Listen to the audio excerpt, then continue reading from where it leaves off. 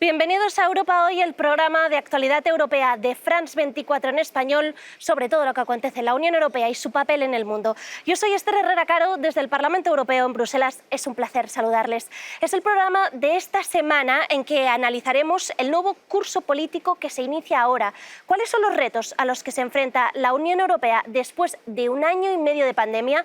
Faltan 4 meses para que acabe el año, el segundo en pandemia. Ha habido éxitos como la aplicación de un plan de recuperación de 750.000 millones de euros para recuperar la economía lastrada por la crisis del COVID, y con una campaña de vacunación coordinada, la Unión Europea ha logrado superar el objetivo de tener al menos el 70% de los adultos inmunizados. Pero tiene otros desafíos, algunos inmediatos, como la gestión de la migración desde Afganistán o las importantes citas electorales en Alemania y Francia. Nos acompañan los corresponsales en Bruselas, Enrique Serveto, periodista del periódico español ABC, y Júlia Manresa, del periódico catalán Ara, para poderlo analizar todo. Pero antes, un pequeño repaso de lo que puede esperar a la Unión Europea en este nuevo curso.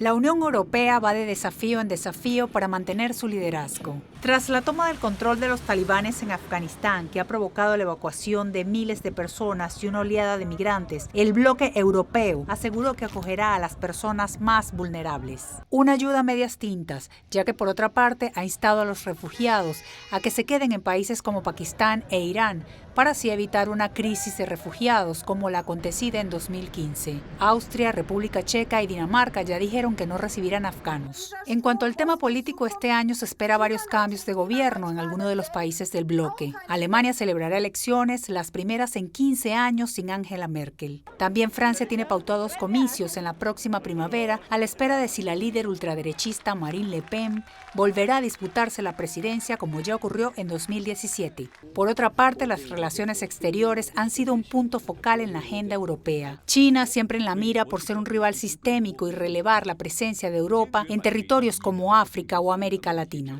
Los roces con Rusia por su participación en el conflicto con Ucrania debido a la disputa de la península de Crimea, y con Belarus por la presión contra políticos de oposición que han sido encarcelados y hasta envenenados. Finalmente, el grupo de países europeos sorteó una serie de tropiezos con la salida del Brexit, la pandemia y la campaña de vacunación, a las cuales tuvo que dar respuestas contundentes para no perder su credibilidad y su fortaleza interna como grupo.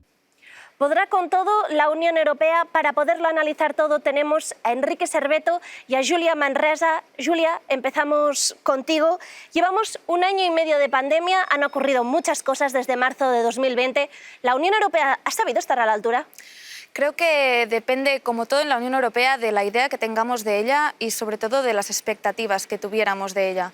Creo que se han hecho cosas muy bien, que ha estado a la altura para una gran mayoría, es decir, se ha comprado conjuntamente vacunas para que todos los países de la Unión Europea tuvieran acceso a ellas, se ha emitido deuda conjunta por primera vez, algo inédito e impensable antes de la pandemia, pero ha habido otros fallos. La campaña de vacunación está siendo muy desigual en los países que ya podíamos prever que no iría tan bien. Por lo tanto, creo que ahí se ha fallado al prever que, por ejemplo, los países del este como Rumanía o Bulgaria quedarían atrás en la campaña de vacunación. No se fue transparente, creo, en toda la negociación con las farmacéuticas, y eso también era un poco previsible, digamos, y creo que también ha habido fallos en la negociación de ese fondo de recuperación.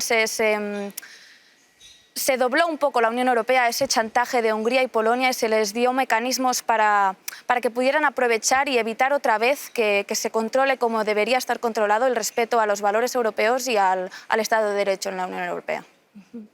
La Unión Europea, Enrique, ha repetido como un mantra que nadie estará seguro hasta que todo el mundo lo esté, es decir, que todo el mundo debe estar vacunado para poder vencer a esta pandemia, pero hemos visto que apenas un 2% de los países con ingresos bajos o medios solo han recibido una dosis. ¿Estamos creando un mundo a dos velocidades? Bueno, el mundo ya tenía varias velocidades antes de la pandemia, es evidente. La pandemia lo ha puesto de manifiesto. Y es verdad, yo estoy completamente de acuerdo, hasta que todo el mundo no esté vacunado o masivamente vacunado, el resto del mundo podemos tener lo que queramos, pero no estaremos seguros.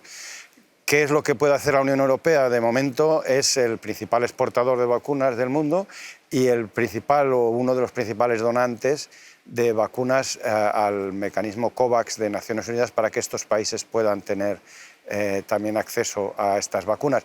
El problema es que para que eso sea eficaz necesitarían tener también sistemas sanitarios modernos, flexibles, eficientes, y eso no lo tienen en todos los países. Aquí no sé si aquí puedo decir que ha faltado un poco esa posición de unir fuerzas con Estados Unidos, puede ser para la liberalización de patentes en el caso de las vacunas, para que todo ese gran porcentaje de población mundial que no está teniendo acceso a las vacunas la tenga más fácilmente. Pero sigue habiendo dificultades para producirlas, es decir, se necesitan también laboratorios certificados y con tecnologías suficientes, y tampoco hay en todo el mundo. El debate de las patentes de las vacunas es obviamente legítimo, pero creo que tampoco es la solución.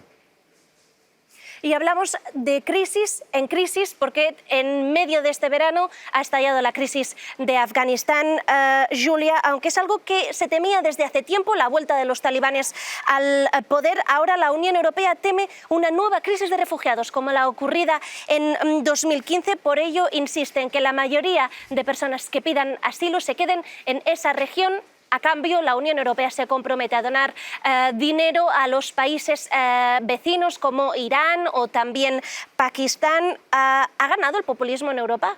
No sé si diría que ha ganado el populismo, pero lo que está claro es que el discurso que debe apuntalar la Unión Europea de defender los valores europeos, los derechos fundamentales, el discurso de la acogida, se ha dejado vencer por el discurso de la xenofobia y el miedo.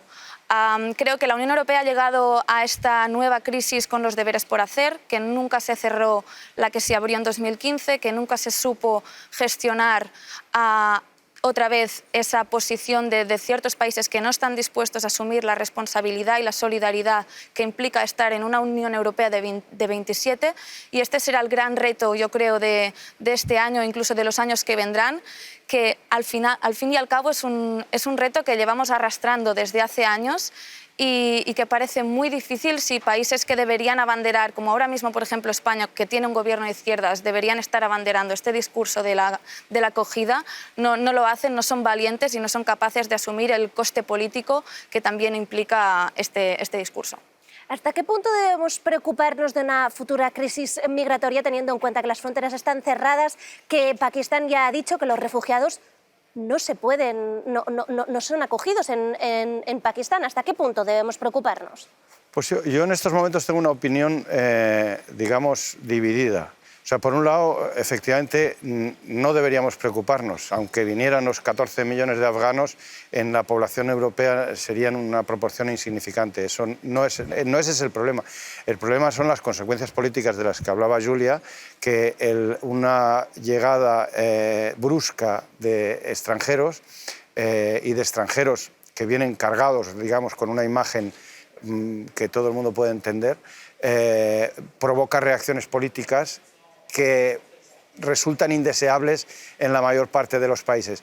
En ese sentido, ahí es donde estamos arrastrando todavía el temor de lo que pasó en 2015.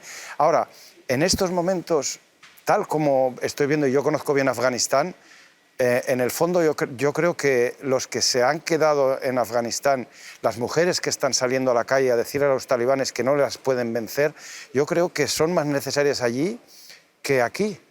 Yo no puedo hablar en su nombre porque eso es un sacrificio que yo no soy nadie para pedírselo, pero sí es cierto que ahora mismo me pregunto si no son más necesarias toda esa gente que le estamos diciendo venid a Europa porque os vamos a acoger, no sé si son más necesarios allí para construir, digamos, las bases de un futuro con la realidad que hay, que es que los talibanes han tomado el poder, y me siento especialmente orgulloso y aplaudo esas imágenes que están llegando de ayer, de anteayer, de mujeres que salen a la calle y que se enfrentan a los talibanes para decirles queremos participar en la vida pública y queremos ser personas, o sea, no queremos que nos sometáis. La salida de Afganistán tan atropellada por parte de Estados Unidos ha sido la gota que ha colmado el vaso para Europa.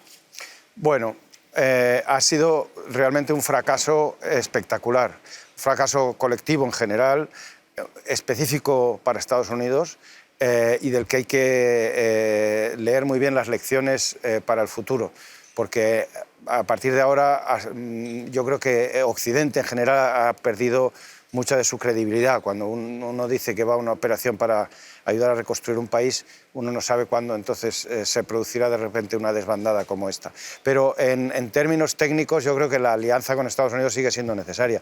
En España, en Europa, en Francia, en cualquier país, hay 50.000 tropas capacitadas para llevar a cabo esa misión. Lo que no tenemos es la tecnología, las infraestructuras, los satélites, todas estas cosas que los americanos sí tienen y que Europa sigue necesitando para esa proyección militar en el exterior. O sea, no es una casualidad ni es una cuestión de imprevisión o de que hubiera más tropas americanas. Aunque hubiéramos mandado 50.000 tropas europeas a Kabul, al aeropuerto de Kabul, sin la infraestructura tecnológica de los americanos no hubiéramos podido hacer nada.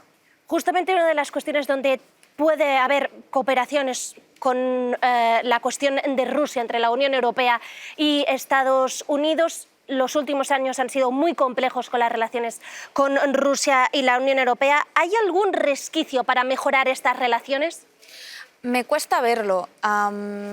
Recuerdo que una de las últimas cumbres antes de vacaciones de verano, Merkel y Macron pusieron sobre la mesa la posibilidad de reunirse otra vez después de muchos años con Rusia, y eso generó mucho recelo en los países que temen más la influencia o la injerencia más bien rusa.